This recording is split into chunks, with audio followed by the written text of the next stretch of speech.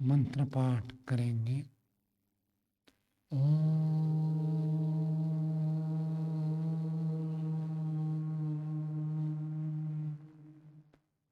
सहना भवतु सहनौ भुनक्तु सह वीर्यं करवावहै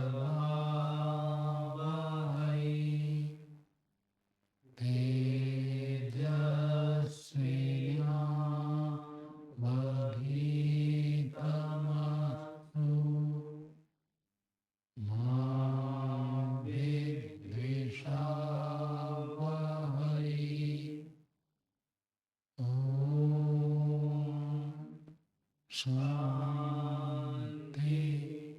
शान्ति शान्ति।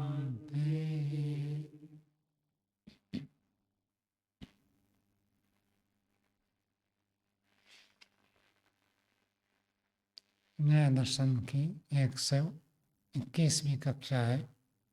न्याय दर्शन में चतुर्थ अध्याय का प्रथम अनेक पढ़ रहे हैं। उसमें अलग अलग मतवाद, अलग अलग मान्यताएं, विभिन्न प्रकार के नास्तिक क्या क्या पक्ष रखते हैं उसकी चर्चा करते हैं। तो पहले पक्ष रखा था अभाव से उत्पत्ति। अब दूसरा पक्ष रखा था कि ईश्वर ही सब कुछ उत्पत्ति का कारण है, वो कर्म आदि को कुछ नहीं मानता था, तो इसलिए उसको खंडन किया। तो उस संबंध में कोई प्रश्न है तो पूछ सकते हैं। ओम नमस्ते स्वामी जी। स्वामी जी, कल के पाठ में ईश्वर ही कारण है सब कर्म फलों का ये प्रसंग चल रहा था। तो इनमें 3 सूत्रों का कल पाठ हुआ था। प्रथम सूत्र 19वां और 20वां, दूसरा, तीसरा, 21वां। इन तीनों सूत्रों में सिद्धांती और पूर्व पक्षी का निर्धारण कैसे करेंगे कि सिद्धांती कौन है और पूर्व पक्षी का कौन सा वाद है? जी, तो कल हमने ईश्वर कारण पक्ष के ऊपर विचार किया था। 4:1:19 यह पूर्व पक्षी है। यह सूत्र पूर्व पक्षी है। पूर्व पक्षी कहता है चाहे संसार की उत्पत्ति हो, शरीर की उत्पत्ति हो, कोई भी उत्पत्ति हो, सबका कारण कौन है? ईश्वर। तो ईश्वर के आधार पर ही हमको सारे फल मिलते हैं, जो भी सुख दुख मिलते हैं, जो भी संसार में पदार्थ भोग के लिए प्राप्त होते, सब में ईश्वर कारण है। ये पूर्व पक्षी कर्म को कारण नहीं मानता और इसी रूप में कहता जो हम कर्म करते हैं वो फल तो देते नहीं है, कहीं कहीं मिल जाता, कहीं नहीं मिलता है। तो कर्म का फल निश्चित मिलता है ऐसा कोई नियम नहीं है। तो इसका मतलब ईश्वर अपनी इच्छा से देता है। ऐसे 19वां सूत्र पूर्व पक्षी का। 20वां सूत्र इसके अतिरिक्त है, इसको आप मध्यस्थ कह सकते हैं। कल मैंने सिद्धांति कह देते हैं, एक देसी सिद्धांति कह सकते हैं, जिसको स्पष्टता के लिए मध्यस्थ कह सकते हैं। ये 20वां सूत्र क्या कह रहा है? न पुरुष कर्म अभावे फल निष्पत्ति है। कि पुरुष के कर्म अभाव होने पर फल तो मिलता नहीं।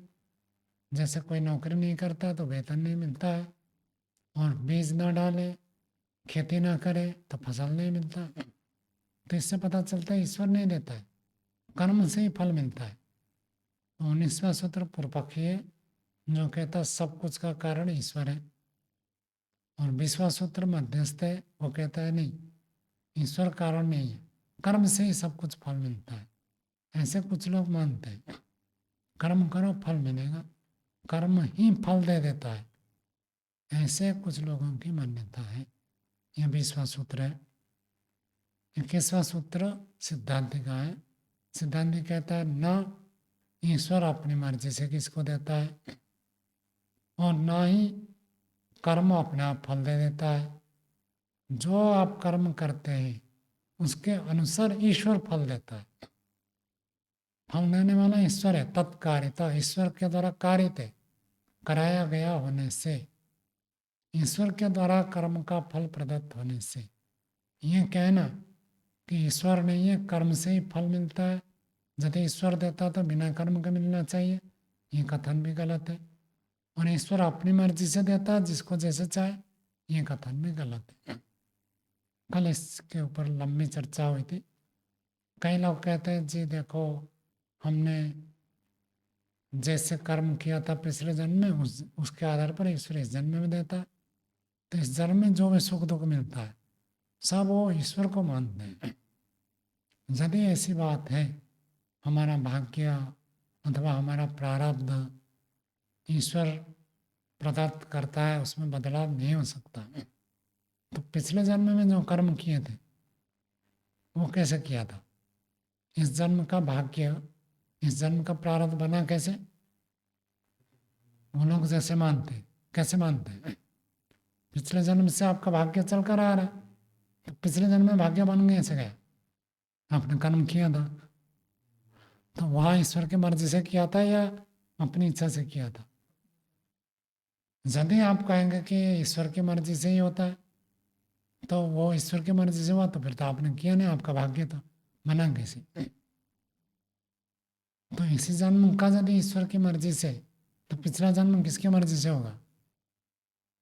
वो भी ईश्वर की मर्जी से, उससे पहले तो हर जन्म में ईश्वर की मर्जी से, फिर तो सब कुछ ईश्वर की मर्जी से हो गया। तो फिर किसी को सुख, किसी को दुख, किसी को कम, किसी को ज़्यादा मिल रहा है, इससे क्या होगा? ईश्वर अन्यायकारी हो जाएगा। ईश्वर के शुद्ध स्वरूप को जो नहीं जानते, वो लोग ऐसे कहेंगे कि सब कुछ ईश्वर की इच्छा से होता। जीव कर्म करने में स्वतंत्र है, अपनी इच्छा से करते हैं, लेकिन जो पीछे का है उसका फल ईश्वर अवश्य देता है। अब पीछे का मिल रहा है इसलिए ऐसा होता है। अभी जो बाहर गया था, एक व्यक्ति ने कहा कि कभी कभी हमको भी लगता है कि ईश्वर कर्म फल देता है, तो हमने तो अच्छा ही कर्म किया, बुरा कैसे मिल रहा है?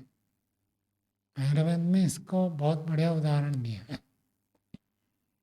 किसी ने पीछे के जीवन में बहुत अच्छा किया है और आज वो व्यक्ति विरुद्ध आहार कर रहा है, तो कोई फर्क नहीं पड़ेगा।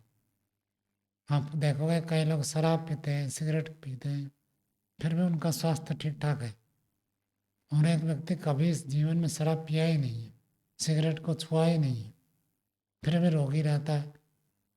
तो उन्होंने कहा शरीर की जो प्राप्ति होती है उसके लिए आपने यदि मान लीजिए सामान्य रूप से युवावस्था तक 25, 40, 50 वर्ष तक आपने शरीर में अच्छा पुरुषार्थ किया, अच्छा संयम से जीवन जिया, आपका शरीर मजबूत है, रोग प्रतिरोधक क्षमता को आपने बढ़ा दिया है। अब आप थोड़ा 2-4 दिन गलत कर दें, साल भर गलती करें तो भी आपको कोई फर्क नहीं पड़ेगा।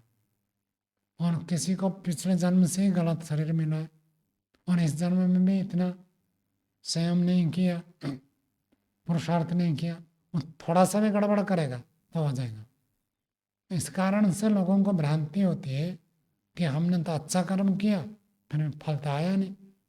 भाई पीछे का जो है वो अभी भोग चल रहा है, जिसका पीछे का खत्म हो जाएगा इस जन्म का भी मिल जाएगा। वेतन जो मिलता है ना, एक महीना पीछे का मिलता है, तुरंत नहीं मिलता है। आज एक व्यक्ति नौकरी में गया तो आज उसको थोड़ी वेतन मिलता है, कब मिलेगा? अगले महीने में मिलेगा। अगर दिसंबर में नौकरी करेगा तो जनवरी में उसको वेतन मिलेगा। किसी किसी को अलग होता है, विदेश में साप्ताहिक होता है, तो सब व्यवस्था अलग अलग है। तो लेकिन फल पहले मिल जाए, कहीं एडवांस में मिल जाता होगा, वो अलग बात है। सामान्य नियम है, कर्म पहले होता है, फल बाद में होता है। तो पीछे के आधार पर हमारा चल रहा है, इसलिए लोगों को भ्रांति हो जाती है कि कर्म तो किया, फल नहीं मिल रहा। और फल की चर्चा भी आगे करेंगे। चलो और कोई प्रश्न हो तो बोलिए।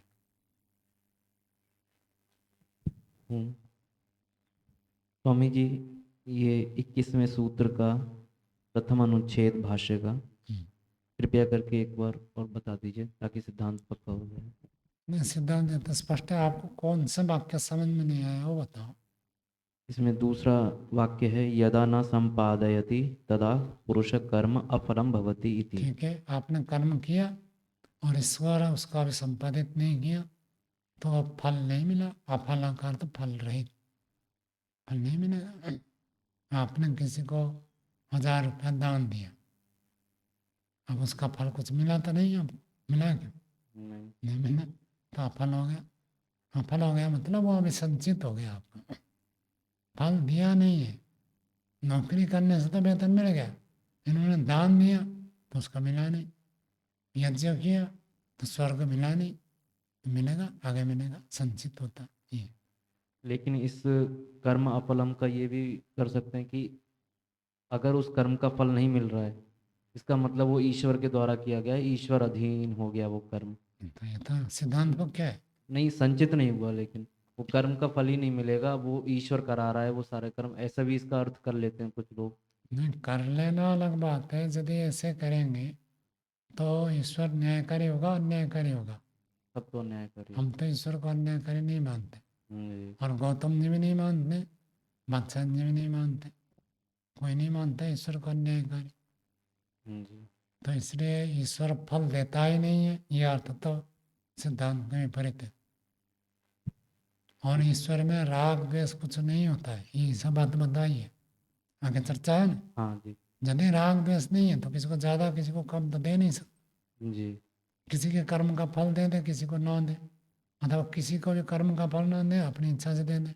ये सब तो राग द्वेष और अज्ञान अन्याय में स्थिति बनेगी। ईश्वर को यदि हम निर्विकार मानते हैं, राग द्वेष से रहित और न्यायकारी मानते हैं, तो ये स्थिति घटेगी नहीं। तो फल का अर्थ तब फल नहीं है। मतलब संचित हो गया है ये अर्थ करना है। हाँ, अभी वो फल दिख नहीं रहा है, जी। अदर्शन है। जब दर्शन होगा होगा। ठीक। धन्यवाद। और कोई प्रश्न है? चलो आगे का पाठ देखिए। 4:1:22 अपर इदानीम। हाँ, अपर का अर्थ दूसरा व्यक्ति। दूसरा व्यक्ति अभी कहते हैं, ये और एक प्रकार का नास्तिक है। ये क्या कहता है? 22वां सूत्र बोलिए। अनिमित्ततः भाव उत्पत्ति कंटक तैक्ष्ण्यादि दर्शनात्। ये व्यक्ति पूर्व पक्षी का सूत्र है। पूर्व पक्षी कहता अनिमित्त से ही भाव की उत्पत्ति होती है। हमारे सिद्धांत पक्ष में क्या कोई निमित्त है जिस कारण से संसार की उत्पत्ति हुई है? वो कहता कोई निमित्त नहीं है, बिना निमित्त के ही संसार की उत्पत्ति होती है। भावात्मक सत्तात्मक पदार्थों की उत्पत्ति होती है। क्यों? कहते कंटक तीक्ष्णादि।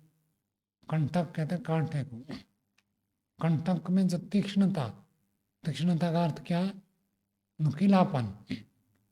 चुभ जाता है ना कांटा, जैसे पत्थर जैसे ईंट जैसे हो तो चुभेगा नहीं, लेकिन कांटा कैसे नुकीला होता तो चुभ जाता है। जैसे नुकीलापन है उसका तो कोई प्रयोजन नहीं है ना। जैसे वो निष्प्रयोजन बना है, किसी निमित्त से नहीं उत्पन्न हुआ है, ऐसे ही अनिमित्त से सब संसार के पदार्थ की उत्पत्ति हुई है। कांटे की तीक्ष्णता जैसे बिना निमित्त के देखा जाता है, कांटे की तीक्ष्णता, कांटे के नुकीलापन बिना निमित्त के देखे जाने से सब पदार्थ बिना निमित्त के ही होते हैं, ऐसे बनना चाहिए। जैसे कोई कहेगा बाल तो ऐसे ही बन गए, बाल का कोई प्रयोजन नहीं है। जैसे बाल बिना प्रयोजन के है, शरीर भी बिना प्रयोजन के। कोई कह सकता है नास्तिक व्यक्ति, जबकि बाल भी बिना प्रयोजन का होता नहीं है।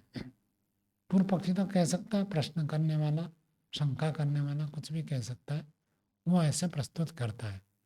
भाष्य देखिए। अनिमित्ता शरीरादि उत्पत्ति ही, बिना निमित्त के ही शरीर आदि उत्पत्ति होती है। अकस्मात, किस कारण से आप ऐसे कह रहे हो?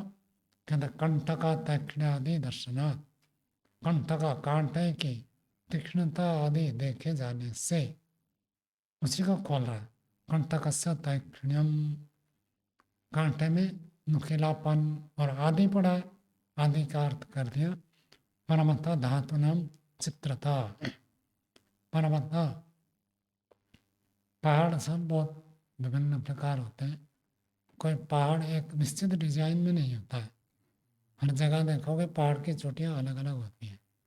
और धातु, धातु का अर्थ खान से जो पदार्थ निकलते हैं, तो उनकी चित्रता विचित्रता है। पत्थर देखते हैं आप, कितने प्रकार के पत्थर होते हैं। ब्राह्मणी नदी के पास है, जाकर कभी देखना, कोई पत्थर लाल दिखेगा, कोई काला दिखेगा, कोई सफेद दिखेगा। तो बहुत प्रकार के पत्थर, ये सब रंग में रंग कैसे बन गए?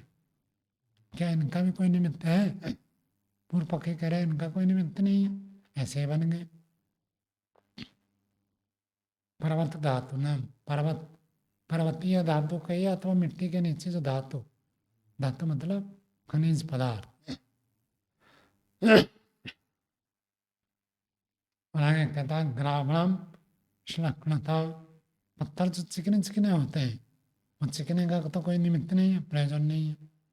तो जैसे ये सब निमित्तम च उपादानम दृष्टम, निमित्तम च, बिना निमित्त के ही उपादानम ग्रहणम देखा जाता है।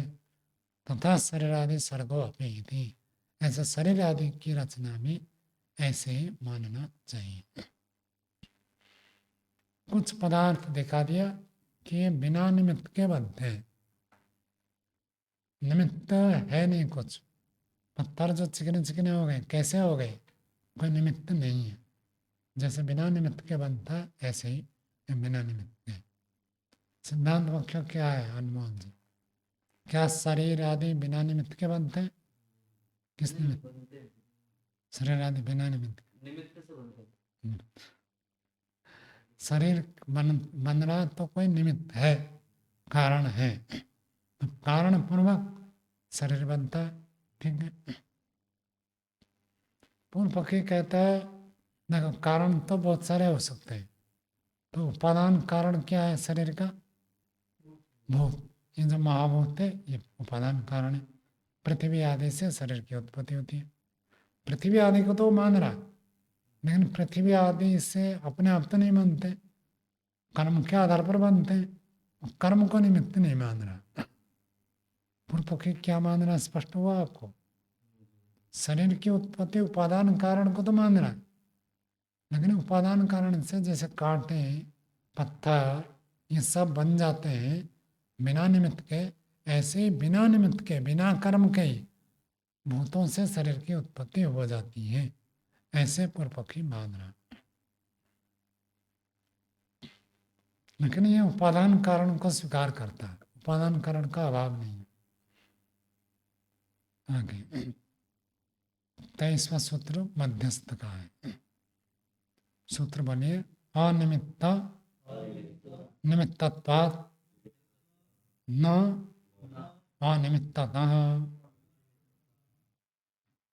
मध्यस्थ व्यक्ति जैसे जवाब देते हैं, खंडन करते हैं, वो तो एक प्रौढ़ीवाद कह सकते हैं। प्रौढ़ीवाद क्या होता है? भीमन जी प्रौढ़ीवाद जानते हैं? अच्छा, प्रौढ़ किसको कहते हैं?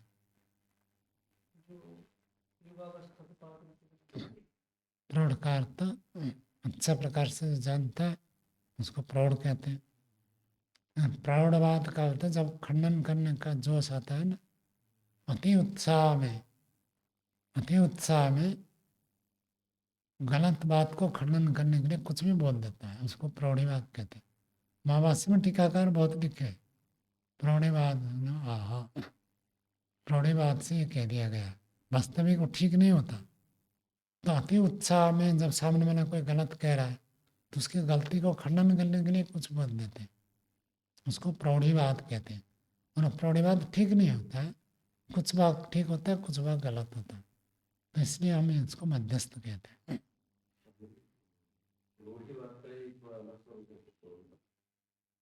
रूढ़िवाद तो क्या रूढ़ होता है, उसमें कारण नहीं होता, इसमें आधा कारण होता है, तो आधा कारण ठीक होता है इसका, और गलत बात को खंडन करने के लिए प्रयोग किया जाता है। रूढ़िवाद में ऐसे नहीं होता। तो पूर्व मध्यस्थ क्या कह रहा है, अनिमित्त भी तो एक निमित्त है ना। जैसे उन्होंने कहा था बिना निमित्त के ही सबकी उत्पत्ति होती है, तो ये मध्यस्थ व्यक्ति कह रहा है बिना निमित्त, निमित्त न होना भी तो एक निमित्त है। जैसे किसी ने कहा आप क्यों यहाँ रहते हैं, एक व्यक्ति कहा मैं न्याय पढ़ने के लिए रहता हूँ, दूसरे ने कहा मैं साधना करने के लिए रहता हूँ, तीसरे ने कहा मैं सेवा करने के लिए रहता हूँ, चौथे ने कहा मैं आश्रम संचालित करने के लिए रहता हूँ, और पांचवें को पूछा तो कहा आप किस लिए रहते हैं, न किसी के लिए नहीं रहना है, कोई भी कारण नहीं है इसलिए मैं रहता हूँ। क्यों रहता है, क्योंकि कोई कारण नहीं है इसलिए मैं रहता हूँ। तो कारण न होना भी एक कारण है।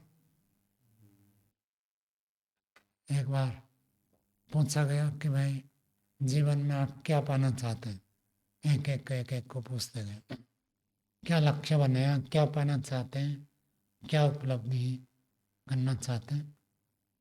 तो एक व्यक्ति ने, बस सबने अपना अपना बताया। एक ने कहा मुझे कोई उपलब्धि ना हो यही मैं चाहता हूँ। कुछ भी ना चाहना में तो एक चाह है। आपको क्या चाहिए, कोई कहेगा मुझे धन चाहिए, कोई कहेगा विद्या चाहिए, कोई कहेगा बल चाहिए, कोई कहेगा परिवार चाहिए, कोई कहेगा ये चाहिए, और कोई कहता मुझे कुछ नहीं चाहिए। उसको क्या चाहिए, वो जो कुछ नहीं वो भी तो चाहिए उसको। ऐसे कहकर ये व्यक्ति मध्यस्थ व्यक्ति खंडन कर रहा है। तो जो अनिमित्त है वो अनिमित्त भी तो एक निमित्त है। तो अनिमित्त के निमित्त, अनिमित्त भी निमित्त होने से न अनिमित्त था, वो अनिमित्त से नहीं है। किसी को पूछे आप क्यों जी रहे, तो क्या उत्तर देगा, आप क्यों जीवित रह रहे।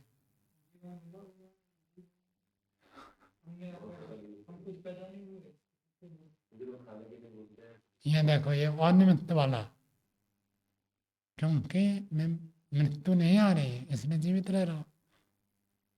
जो कहेगा मुझे धन प्राप्त करना है, मुझे परिवार प्राप्त करना है, मुझे यश प्रतिष्ठा को प्राप्त करना है, वो सब तो कारण हो गए। जो कहता है क्यों जी रहे, कोई कारण नहीं, ये जब कारण नहीं है ये भी एक कारण है, ऐसे प्रस्तुत करना। बहुत सारे लोग ऐसे जीते हैं। पूछो किस लिए आप जीवन जी रहे, कुछ नहीं।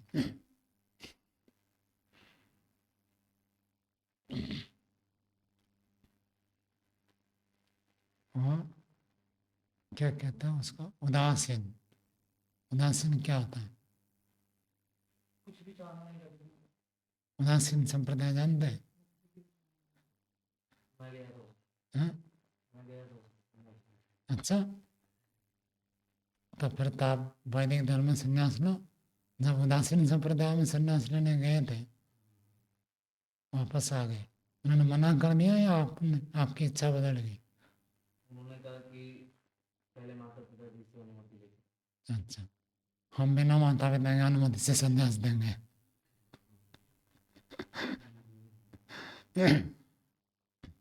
चलो, तो ये जो कुछ भी कारण नहीं है ये भी तो एक कारण है, ऐसे पूर्व पक्षी प्रस्तुत करता है। जिसके जीवन में कोई भी लक्ष्य नहीं है, लक्ष्य का न होना भी एक लक्ष्य है।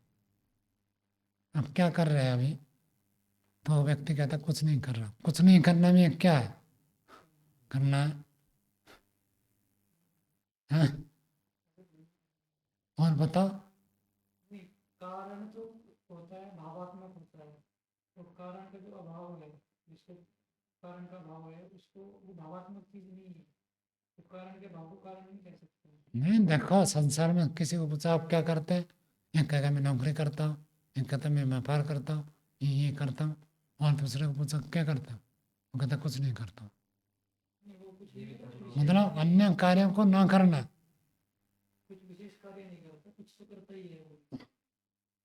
खाली पड़ा है, हम कहते हैं ये कुछ नहीं करता है, खाली पड़ा, ये कुछ नहीं करना ही कर रहा है। कौन सा काम कर रहा है? कुछ नहीं करना। हर व्यक्ति कुछ ना कुछ करता है, ये कुछ नहीं करता।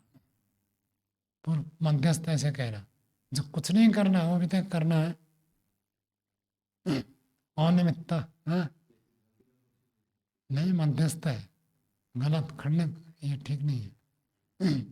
अनिमित्त निमित्तत्वात्, अनिमित्त भी एक निमित्त होने से, अनिमित्त से किसी की उत्पत्ति आप ऐसे नहीं कह सकते, क्योंकि पूर्व पक्षी का खंडन कर रहा है, इसको पूर्व पक्षी नहीं कह सकते।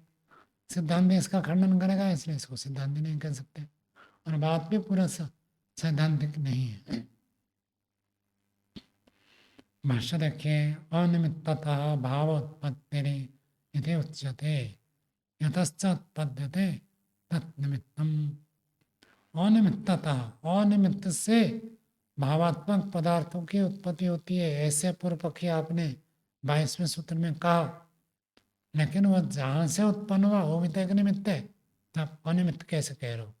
ऐसे मध्यस्थ पूर्व पक्षी का खंडन कर रहा है। अनिमित्तस्य अनिमित्तत्वात्, अनिमित्त भी एक निमित्त होने से, न अनिमित्त भावोत्पत्ति, इसलिए भाव सत्तात्मक पदार्थ की उत्पत्ति अनिमित्त नहीं है। ये सिद्धांत क्या आया? आगे 24वां सूत्र बोलिए, निमित्त अनिमित्तयोः अर्थांतर भावात् अप्रतिषेधा। सिद्धांत कह रहा है निमित्त एक अलग चीज है और अनिमित्त एक अलग चीज है। अनिमित्त निमित्त का अभाव, तो उस अभाव को भी एक चीज, सत्तात्मक चीज नहीं मान सकते। जैसे कोई कहता है आपके पास क्या है, एक ने कहा मेरे पास पुस्तक है, एक ने कहा मेरे पास लेखनी है, एक ने कहा मेरे हाथ में कुछ भी नहीं है। क्या है? कहता कुछ नहीं है मेरे पास है। तो कुछ नहीं तो किसी वस्तु की सत्ता का अभाव है, उस अभाव को आप भाव नहीं कह सकते, अभाव तो अभाव ही होता है। तो ये कह रहा निमित्त अनिमित्त हो, अर्थांतर भावात, निमित्त और अनिमित्त दोनों अलग अलग तत्व है, इसलिए ये प्रतिषेध जो किया मध्यस्थ, वो प्रतिषेध ठीक नहीं है। अनिमित्त को भी निमित्त कहकर प्रतिषेध करना ठीक नहीं है। सिद्धांत का सूत्र है।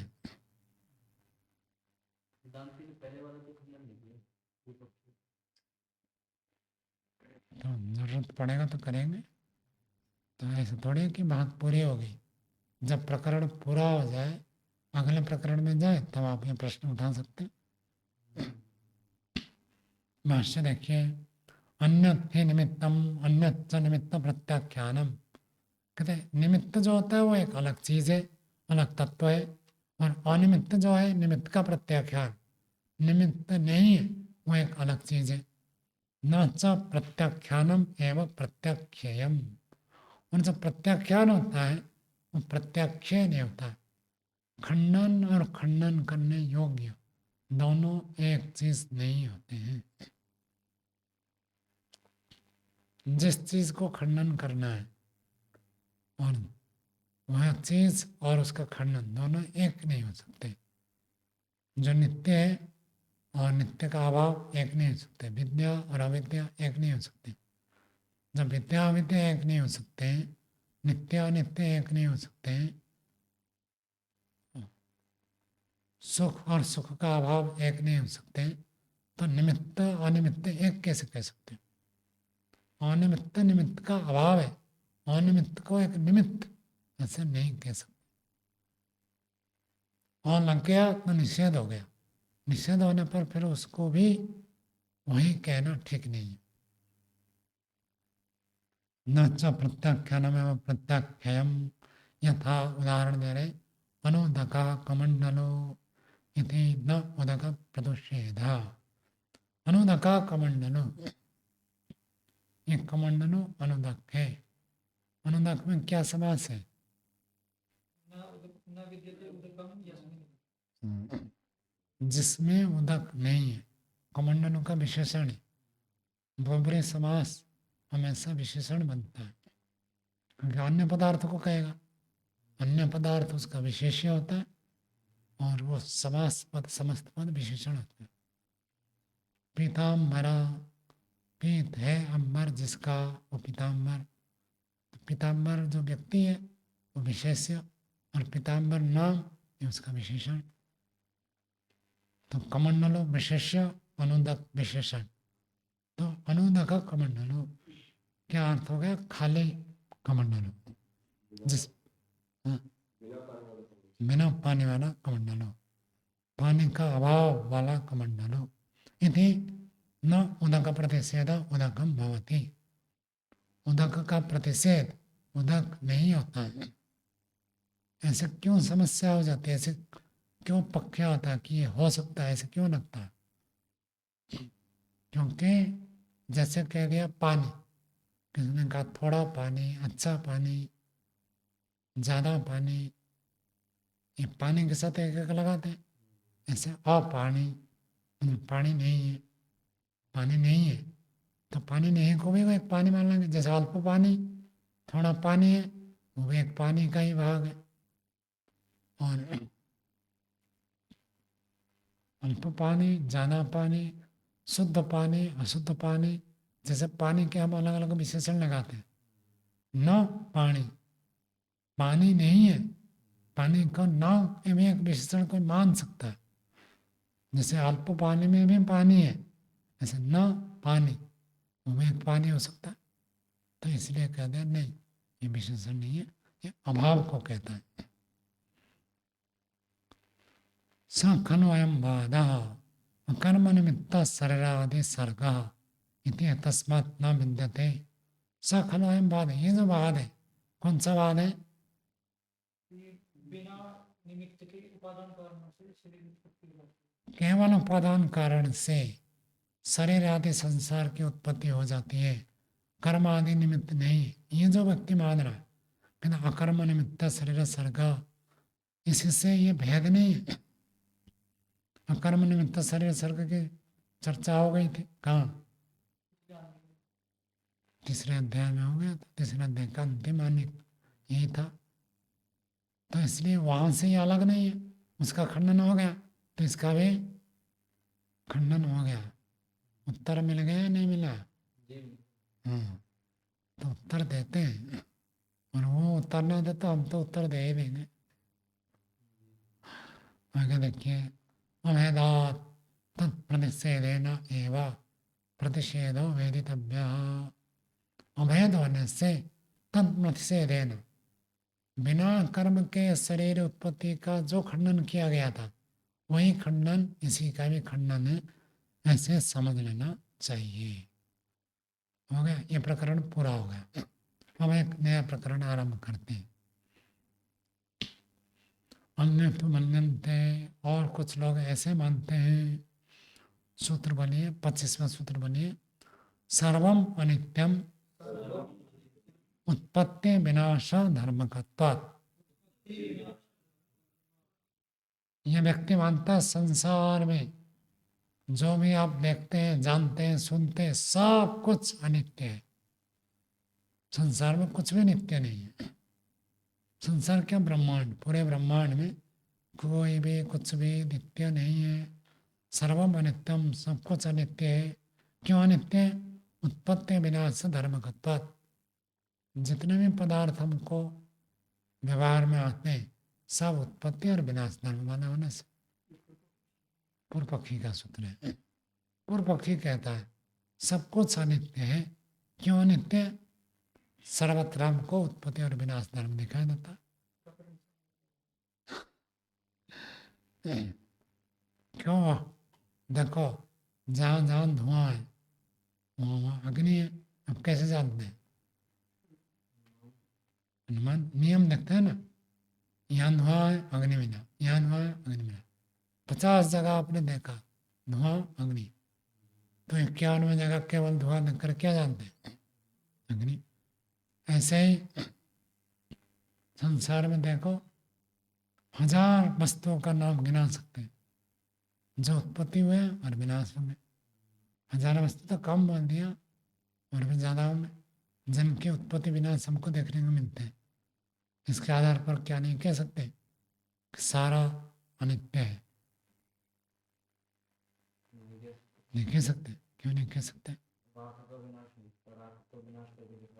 किसको कह रहे हैं? राख का विनाश, राख, राख भी खत्म हो जाता है, राख बना रहता है। मिट्टी ले ले, राख कह दिया मैंने, मिट्टी का भी विनाश नहीं किया। मिट्टी का विनाश नहीं देखा। तो पेड़ बन गया, ये किससे बना? नहीं भूतों से तो बना, भूतों से मिट्टी तो खत्म होगा ना, तभी तो पेड़ बनेगा। और मिट्टी कहाँ है? और जो मिट्टी आपके पास था वो मिट्टी लाओ तो आप ला सकते हैं क्या? मैंने आपको दे दिया है, मिट्टी लो और रखो, कितने दिन तक आप रख सकते हैं? जब तक मैं रहूँगा तब तक रखो। रख सकता है?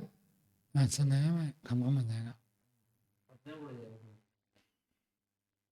नहीं होगा। पता नहीं, तो ये तो पता नहीं। आपका सबसे पुरानी चीज क्या है?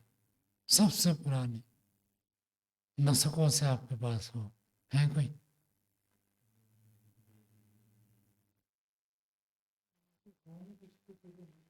फोटो है बचपन के, हाँ, अभी आपके पास है? यहाँ नहीं है। तो पुरानी चीजों को देखने से अनित्यता बोध होता है। जरा जीर्ण हो कोई चीज हो तो उसको, कहानी भी है, टाइम हो जाएगा नहीं तो कहानी सुना देता। चलो आगे बढ़ते हैं। किम अनित्यम नाम, भाई अनित्य किसको कहते हैं? अनित्य किम नाम, अनित्य किसका नाम है? किसको कहते हैं अनित्य?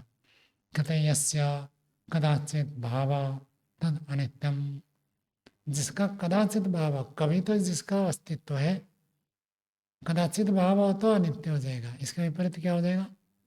जो सर्वदा भाव में सर्वदा भाव हो तो नित्य, कदाचित भाव हो तो अनित्य होता है। ये उन्होंने परिभाषा दी। उत्पत्ति धर्मकम अनुत्पन्नम नास्ति, विनाश धर्मकम च अविनष्टम नास्ति। जो उत्पत्ति धर्म वाला है ये उत्पन्न नहीं हुआ, ऐसे कोई नहीं मिल रहा है। और विनाश धर्म वाला विनाश नहीं होता है, ऐसे भी कुछ नहीं मिल रहा है। तो सारे पदार्थ, कोई चीज़ ऐसे बताओ आपके सामने हो और जो कि उत्पत्ति ना हुआ हो और विनाश ना हुआ हो। कोई चीज़ है आपके सामने और मैं कहा देखो ये लो, ये उत्पन्न नहीं हुआ, विनाश नहीं होगा, ऐसे कोई भी चीज़ आप दे नहीं सकते। इसलिए सारे क्या हो गए? अनित्य। तो प्रश्न उठता है किम पुनः सर्वम, सर्वम क्या चीज़ें बताओ? सर्व का अर्थ आप क्या क्या लेते हैं? तो बता रहे हैं भौतिकम च शरीर आदि, भौतिक जो हो गया शरीर आदि भूतों से उत्पन्न होते हैं। शरीर हो गया पेड़ पौधे मकान, जितनी भी चीज़ें, नदी नाले पहाड़, ये सब भौतिक है। तो सब बहुत सर्वम के अंदर आ जाएंगे। और अभौतिकम च बुद्धियानि, अभौतिक जो है ज्ञान, वो भी सब खत्म हो जाता है। हमें आपके पास जितना ज्ञान है, मृत्यु के बाद नया जन्म होगा, फिर आपको क्या पढ़ना पड़ेगा? अ आ ई सब पढ़ना पड़ेगा। सारा ज्ञान कहाँ गया? खत्म। ज्ञान तो उत्पन्न होकर नष्ट हो जाते हैं, और साथ में जो संस्कार है, ज्ञान का संस्कार, वो भी खत्म हो जाएगा मृत्यु के साथ साथ।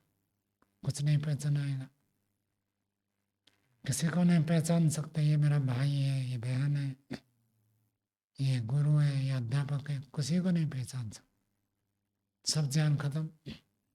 तो अभौतिकम जब बुद्धियानि तन उभयम उत्पत्ति विनाश धर्म कम, दोनों चाहे भौतिक हो चाहे अभौतिक हो, दोनों के दोनों उत्पत्ति विनाश धर्म माने हैं। विज्ञायते जाना जाता है। तस्मात् सर्वम अनित्यम इति, इसलिए सब कुछ अनित्य है, सब अनित्य है, कोई चीज नित्य नहीं है। ऐसा पूर्व पक्षी कहता है। तो वो किसमें रहेंगे, भूत ना भूति को ना अभूति को? उन्होंने ठीक ठीक कह दिया तो फिर तो सिद्धांत हो जाएगा ना, इसलिए उन चीजों को छोड़कर वो कहता है। तो भूतों को मानता है नित्य? उसके बारे में तो चुप है ना, कुछ बोला नहीं, कह दिया सर्वम। सर्वम का अर्थ क्या है? भौतिक अभौतिक। या भूतों को भी अभूति को मान लिया? ऐसे नहीं होगा। सिद्धांत ने उत्तर देगा तो उसमें वो चुप रहा था, मतलब भूतों को तो बहुत ही मानता है। आगे 26वां सूत्र बोलिए। नौ अनित्यता नित्यत्वा। तो यहाँ पर कहते हैं नो, आपकी बात ठीक नहीं है। पूर्व पक्षी कहता है सारा अनित्य है, तो सिद्धांत ने कहता है ना, ये बात आपकी ठीक नहीं है। क्यों ठीक नहीं है? अनित्यता नित्यत्वा। मध्यस्थ नहीं, यहाँ तो ठीक चल रहा। सिद्धांत ने कह सकते हैं, आपको दोष दिखाओगे तो हम मध्यस्थ मान लेंगे।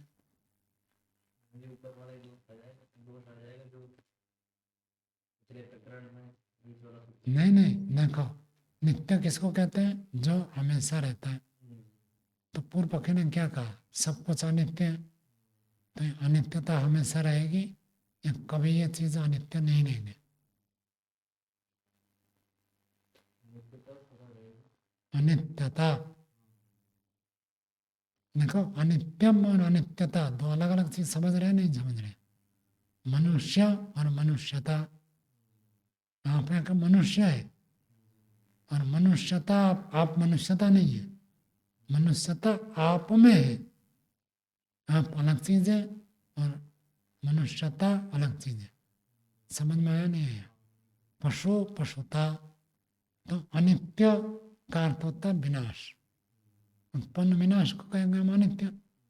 अनित्यता विनाशपन, विनाश हो जाना, हमेशा विद्यमान न रहना, ये जो भाव है, ये अनित्यता समझ रहे हैं नहीं समझ रहे? तो अनित्यता हमेशा रहेगी या अनित्यता भी कभी खत्म हो जाएगी? रहेगी ना, तो रहेगी, हमेशा रहेगी तो क्या होता है? एक तो नित्य हो गया कम से कम। जो आप सर्वम कह रहे थे वो तो खत्म हो गया।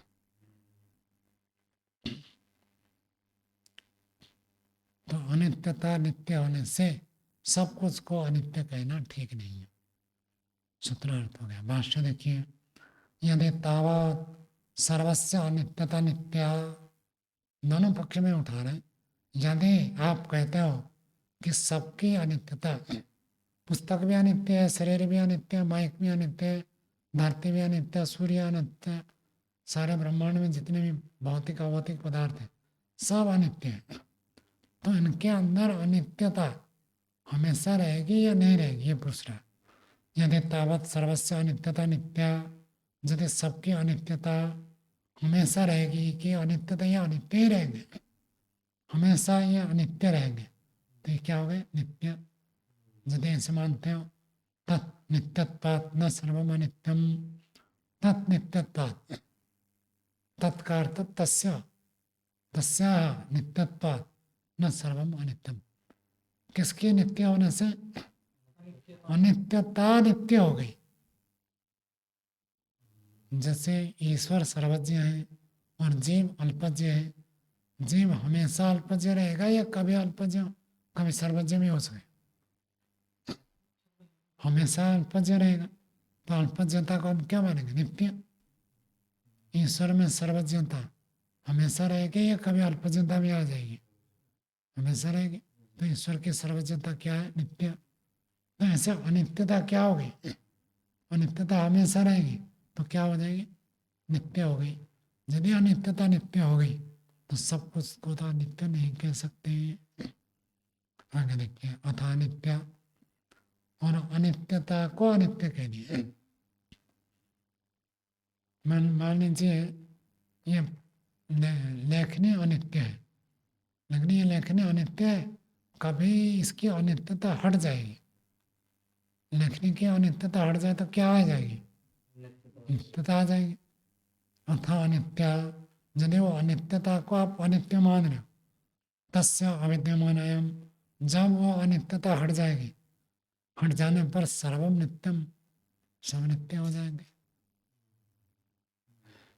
देखो ये न्याय दर्शन है, कैसे विचार का स्तर कहाँ तक पहुंचाना, क्या पक्ष हो सकता है। कहने वाला तो कह दिया सर्वम अनित्यम, उत्तर देने वाला कहाँ तक सोचता है। फिर जो अनित्यता कह रहे हो, वो अनित्यता भी क्या है बताओ पहले। वो अनित्यता, अनित्यम को तो मान लिया, वो अनित्यता क्या है बताओ।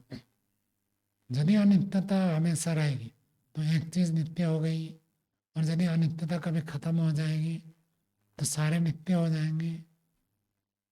दोनों प्रकार। पूर्व पक्ष भी छोड़ने वाला नहीं है। पूर्व पक्षी अपना अगला प्रस्तुत करता है 27वां सूत्र बोलिए। तद अनित्यत्वम अग्निर्दाह्यम विनाश्य अनुविनाशवत्। पूर्व पक्षी कहता है वो जो अनित्यता है ना, वो अनित्यता भी खत्म हो जाएगी। अनित्यता हमेशा रहेगी तो नित्य हो जाएगा। वो कहता है अनित्यता सबको खत्म करके खुद खत्म हो जाएगा। उसका भी विचार की शक्ति देखो। अनित्यता सबको नष्ट करके फिर नष्ट हो जाएगी। जैसे हम तो अभी जंगल में रहते हैं, कभी कभी जाते समय रास्ते में देखते हैं वो आग लगा देते हैं। ये जो आग है किसको जलाती है? जो सूखे सूखे पत्ते पड़े हैं उन पत्तों को तो जला देती है। पत्तों को जलाने के बाद फिर जो ऊपर पेड़ में है सूखे सूखी डालियाँ पहले वो जल जाते हैं। फिर उसके बाद उन जलते जलते कच्चे पत्ते क्या हो जाते हैं? सूख जाते हैं। और कच्चे पत्ते सूख जाए तो फिर सूखे को अग्नि जला देती है। फिर पेड़ भी जल गया, सब जल गया। अब उसके बाद अग्नि किसको जलाएगी? कोई और है नहीं, तो सबको जलाकर नष्ट कर देती है और खुद भी। ये कह रहा है पूर्व अग्निर्दाह्य, अग्नि दाह्यम विनाश्य, अग्नि का दाह्य पदार्थों को विनाश करके अनुविनाशवत स्वयं फिर बाद में विनाश को प्राप्त हो जाता है। अग्नि शब्द संस्कृत में बोलेंगे। अग्नि सबको जला देती है फिर खुद भी खत्म हो जाती है। सारे यदुवंश को ध्वंस कर दिया और फिर खुद भी देह को छोड़ दिया, कोई बचा ही नहीं। तो सबको नष्ट करके अपने आप को भी नष्ट कर देता। इसका उदाहरण क्या दे सकते हैं आप? प्रकृष्ट उदाहरण, मानव बम। जो सुइसाइड करने वाले होते हैं ना, वो बम अपने शरीर में लेते हैं और भीड़ में पहुंच जाएंगे। भीड़ को भी खत्म और खुद को भी खत्म। तो खुद भी मरेगा, दूसरों को भी मारेगा। तो अग्नि ऐसे दूसरों को ही तो मार देती है, फिर खुद भी मर जाती है, खत्म हो जाती है। भाष्य देखिए। तस्याह अनित्या अनित्यतायाह अपि अनित्यत्वम, उस अनित्यता का भी अनित्यत्व है। कथम, कैसे आप कह रहे हो? कहते यथा अग्निर्दाह्यम विनाश्य अनुविनाश्यति, जैसे अग्नि दाह्य पदार्थों को विनाश करके, जला करके, राख करके, अनुविनश्यति खुद फिर नष्ट हो जाती है। एवं सर्वस्य अनित्यता सर्वम विनाश्य अनुविनश्यति यदि, ऐसे सबकी जो अनित्यता है सब पदार्थों को खत्म करके फिर खुद भी खत्म हो जाएगी। ऐसे पूर्व पक्षी अपने बात को प्रस्तुत करता है। आगे सिद्धांत का सूत्र है 28वां सूत्र बोलिए। नित्यस्य अप्रत्याख्यानम यथा उपलब्धि व्यवस्थानात्। सिद्धांत कह रहा है यथा उपलब्धि, जैसे जैसे हमको प्राप्त होता है, जो अनित्य प्राप्त होता है उनको अनित्य मानेंगे, और जो नित्य प्राप्त होता है उनको नित्य मानेंगे। तो जहाँ जैसे उपलब्धि होती है, जहाँ जैसे ज्ञान होता है, वैसे ही मानेंगे। हर एक को नित्य नहीं कह सकते, हर एक को अनित्य नहीं कह सकते।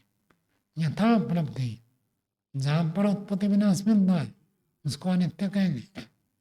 तो यथा उपलब्धि, जैसे उपलब्धि होती है,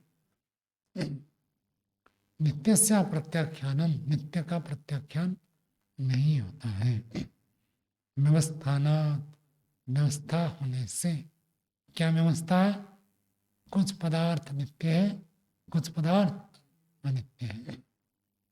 जो इंद्रिय गोचर है वो सब क्या होते हैं? अनित्य होते हैं।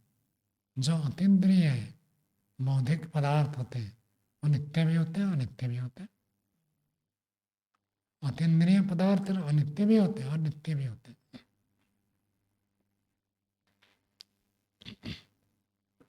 भाष्य देखिए, अयम खलो वाद नित्यम प्रत्यचष्टे। ये जो वाद है, ये जो मान्यता है, ये ऐसे मानने वाले लोग नित्य का खंडन करते हैं।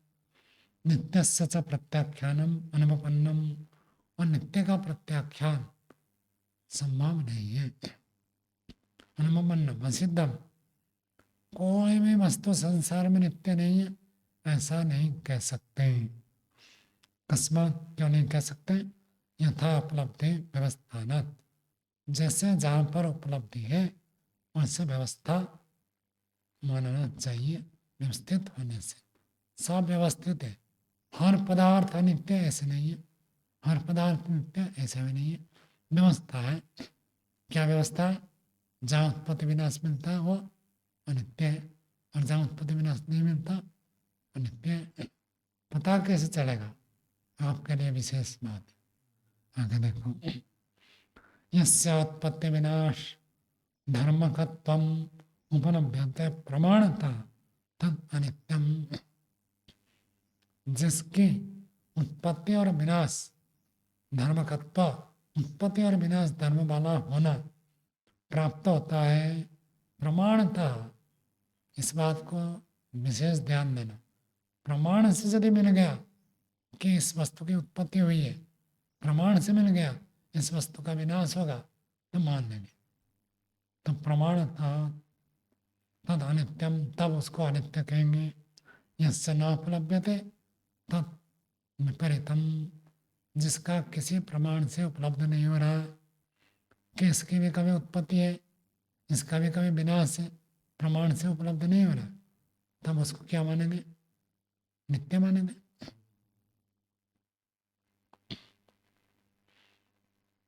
तो ईश्वर की उत्पत्ति का कोई प्रमाण नहीं मिल रहा है, ईश्वर के विनाश का भी कोई प्रमाण नहीं मिल रहा है, इसलिए ईश्वर क्या हो जाएगा?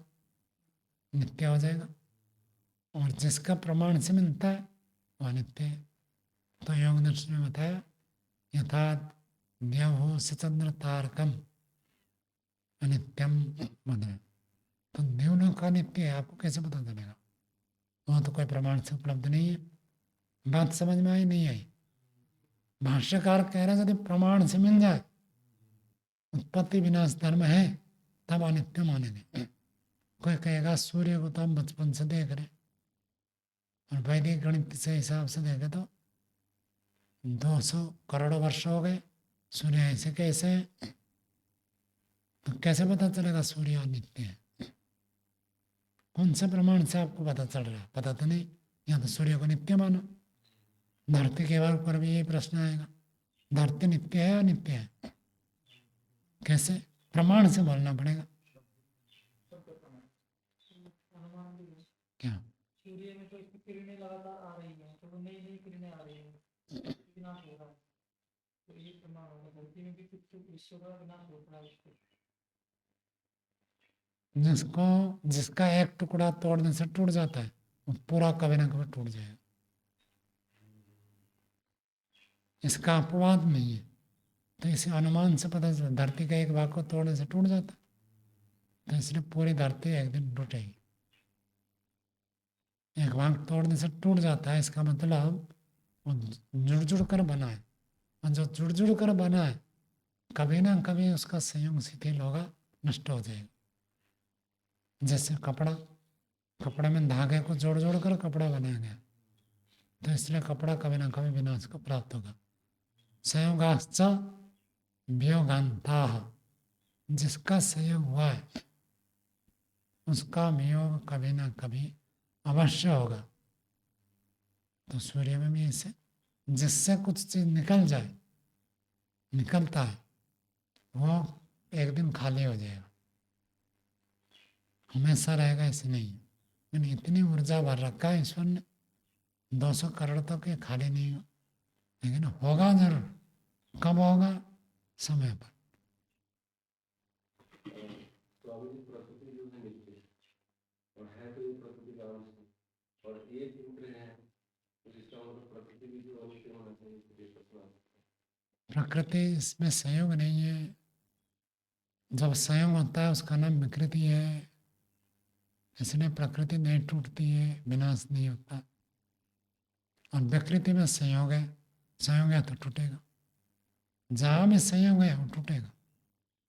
माता पिता गुरु आचार्य शरीर मन बुद्धि ज्ञान विज्ञान धन संपत्ति, किसी के साथ में संयोग हो तो वियोग तो होगा ही होगा। संयोग नहीं है तो वियोग नहीं होगा। तो इस संयोग में कौन? मूल प्रकृति का मूल प्रकृति सत्वर स्तंभ है ना, वो संयोग होगा तो फिर तो प्रकृति नाम नहीं है उसका। जब सत्वर स्तंभ अलग अलग है तभी उसका नाम प्रकृति है। सत्वर स्तंभ जुड़ते ही उसका नाम हो जाती है विकृति, दार्शनिक दृष्टि से। हाँ, प्रकृति का कार्य है।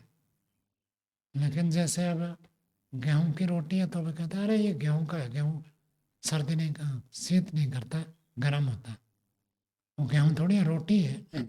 रोटी का भी कहते हैं तो गेहूं है, गेहूं शीतलता नहीं देती है, कफ नहीं करेगा, गेहूं तो उष्णता। जबकि वो गेहूं से बना हुआ पदार्थ है। तब भी हम कह देते गेहूं, ऐसे प्रकृति से बना होने से इसको कह देते प्रकृति। उपादान कारण के आधार पर इसको कह देती है प्रकृति। वास्तव में ये विकृति है। विकृति है तो फिर प्रकृति में कभी ना कभी जाएगा। आगे देखिए, न च परम सूक्ष्म नाम भूता नाम आकाश काल दिक् आत्म मनसाम तत्गुणानाम च केषांचित् सामान्य विशेष समवायानाम च उत्पत्ति विनाश धर्मकत्वम प्रमाणता उपलभ्यते। सिद्धांत ने कहता परम सूक्ष्म, जो परम सूक्ष्म है क्या है?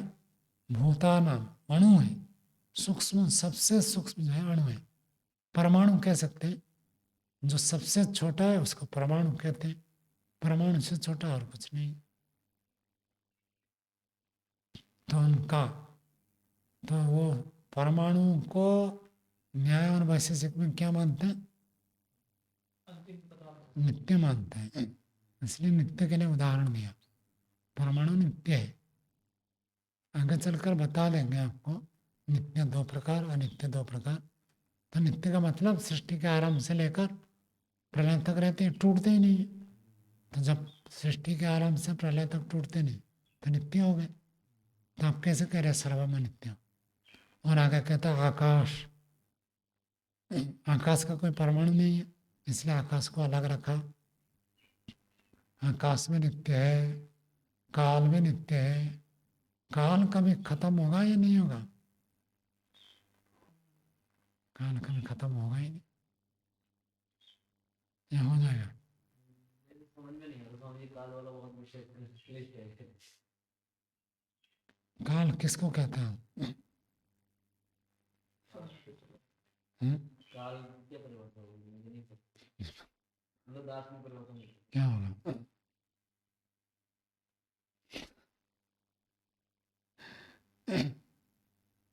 किसी वस्तु के उत्पत्ति में क्रिया के आरंभ, वस्तु के अभाव से भाव आने में जो हमको भेद मिलता है उसको काल कहते हैं। कारण है ना काला, कारण के रूप में काल को गिनाया गया।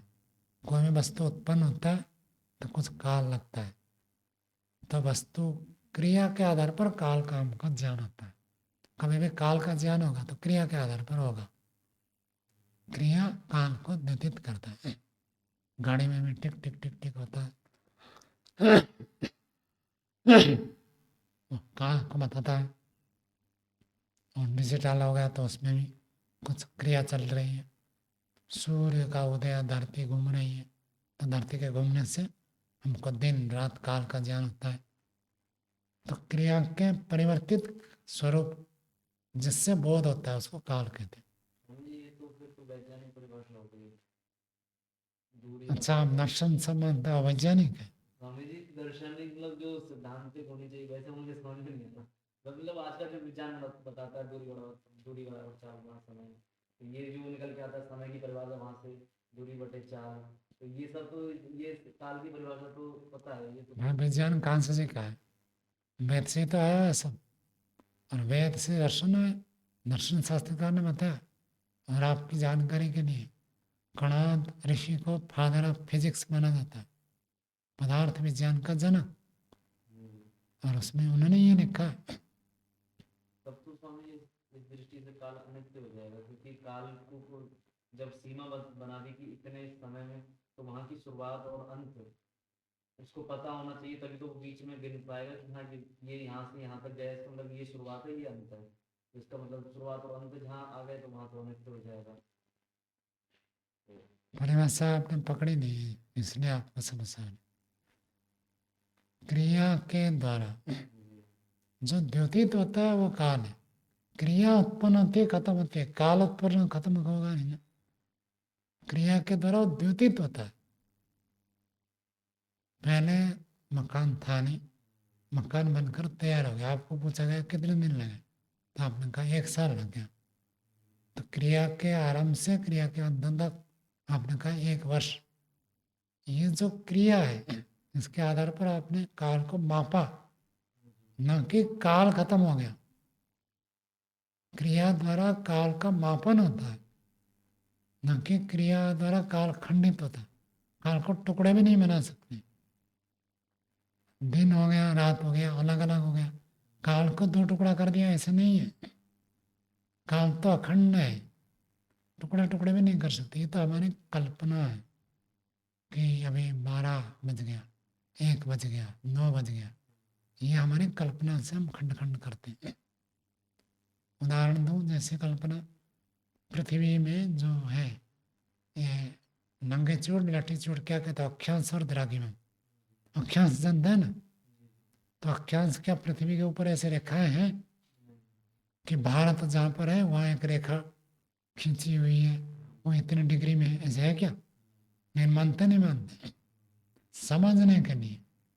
तो ऐसे काल को समझने के लिए हमने भाग भाग किया है।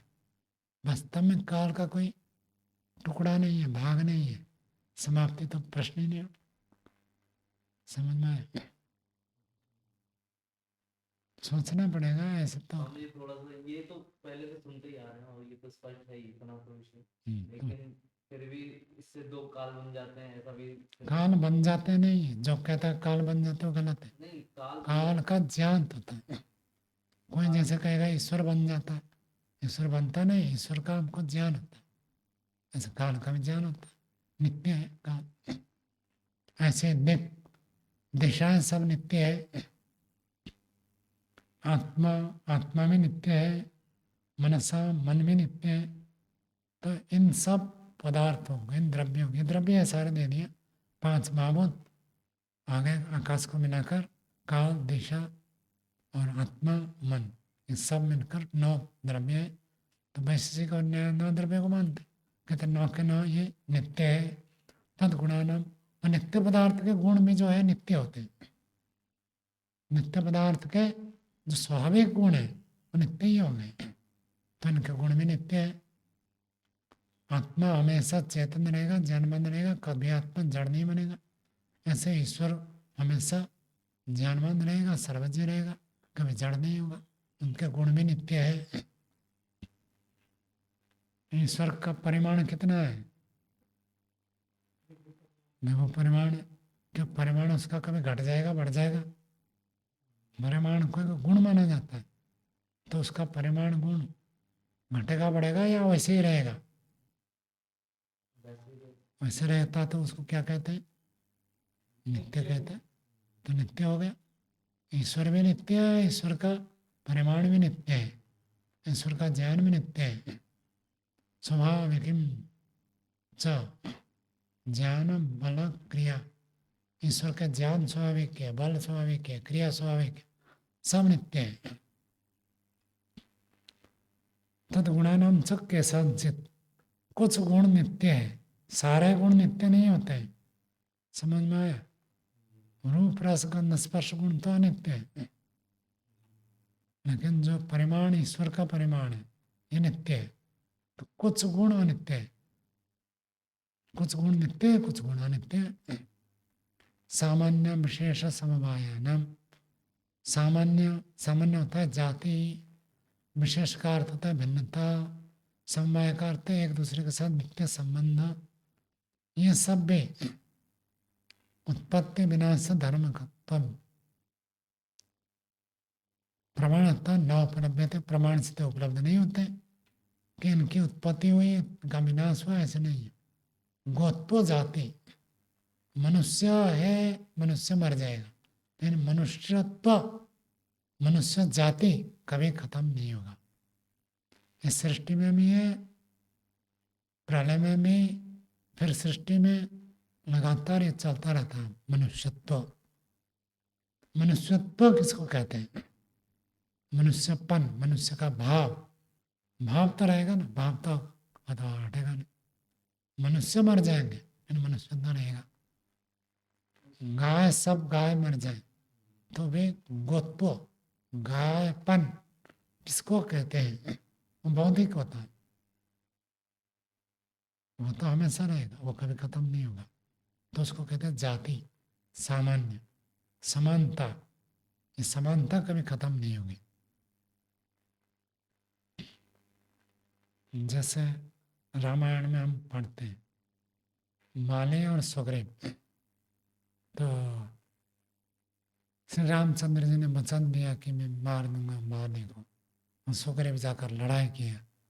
लड़ाई करते करते पीट कर आ गए, कौन? सुग्रीव।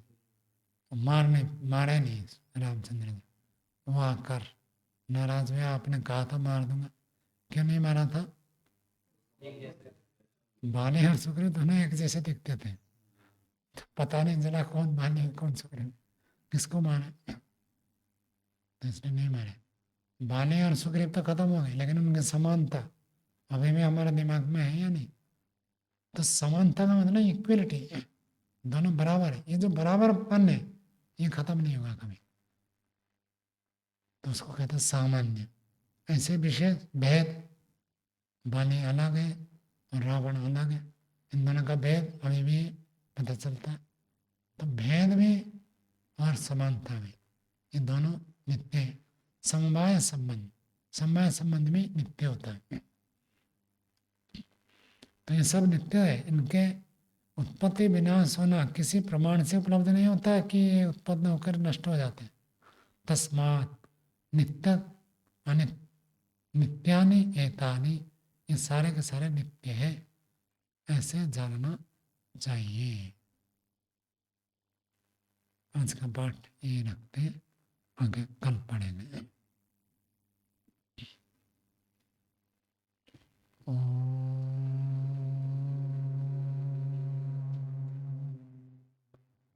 शांति शांति शांति। सर्वेभ्यो